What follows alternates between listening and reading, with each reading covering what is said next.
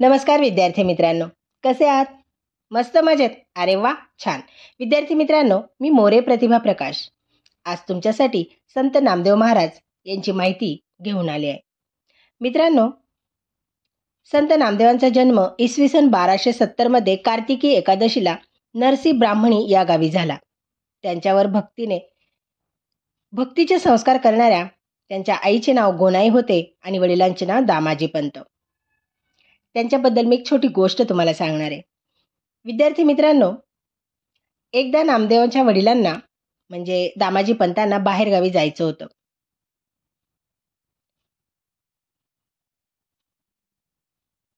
त्यावेळी विठ्ठलाला नैवेद्य द्यायचा होता. पण आता जाणार कोण? कारण आईला घरातील कामं होती आणि वडील बाहेरगावी गेले. मग अशा वेळी त्यांच्या आई गोनाई यांनी काय केलं, नामदेवांना बोलवलं आणि सांगितलं की नामदेवा, एवढा हा नैवेद्य तू आपल्या विठ्ठलाला देऊ नये. नामदेवांनी विचार केला, नैवेद्य घेऊ, विठ्ठलाला देऊ, विठ्ठलाने खाल्लं की लगेच घरी येऊ. असं म्हणून ते आनंदाने विठ्ठलासाठी नैवेद्य घेऊन मंदिरात गेले. मंदिरात त्यांनी देवाला हात जोडले, विनंती केली की देवा पांडुरंगा, मी तुमच्यासाठी नैवेद्य आणलाय, तो तुम्ही ग्रहण करावा. परंतु बराच वेळ झाला पण विठ्ठल काही येईना आणि नैवेद्य काही खाईना. अशा वेळी नामदेवांना वाटले की आपली काहीतरी चूक झाली असणार आहे आणि म्हणून त्यांनी पुन्हा विठ्ठलाचे दर्शन घेतलं. त्यांना विनंती केली की कृपा करून या आणि नैवेद्य ग्रहण करा. परंतु विठ्ठलाने काही नैवेद्य ग्रहण केला नाही आणि मग शेवटी नामदेवांना असं रडायलाच आलं की अरे देवा, हा माझा नैवेद्य का तुम्ही खात नाहीये? आणि मग त्यांनी देवाला निक्षून सांगितलं, जर देवा आता तुम्ही हा नैवेद्य घेतला नाही तर डोके आपटून आपल्या चरणी प्राणार्पण करीन. आणि असे म्हणताच नामदेव महाराज खरोखरच डोकं आपटायला सुरुवात केली. मग मात्र निष्ठापूर्ण भक्तीपुढे भगवंताला नमावं लागलं. आणि मग असं म्हणतात की स्वतः विठ्ठल येऊन नामदेवाने आणलेली खीर ग्रहण केली. अशा या नामदेवांना संसारापेक्षा विठ्ठल भक्तीकडेच जास्त ओढा होता. नामदेव आणि संत ज्ञानदेव हे दोघंही समकालीन होते. पुढे नामदेवांनी विसोबा खेचर यांना आपला गुरु मानले आणि भजन कीर्तनात ते रंगून गेले.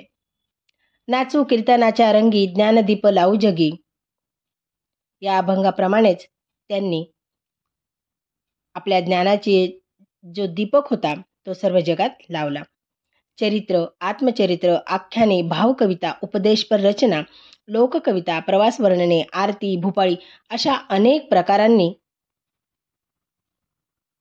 त्यांनी साहित्यात आपले चिन्ह उमटवले आहेत. पंढरपूरपासून पंजाबपर्यंत भागवत धर्माची पताका त्यांनी मानाने फडकावली. समाजसुधारणा व भक्ती मार्गाचा प्रसार करण्यासाठी त्यांनी जवळजवळ 50 वर्ष भारत भ्रमण केले. ते कर्नाटक, तामिळनाडू, कन्याकुमारी, उत्तर भारत, पंजाब, राजस्थान इत्यादी प्रांतात गेले. तेथील भाषा त्यांनी आत्मसात केली. तेथील लोकांची दुःखे त्यांनी आपली मानली.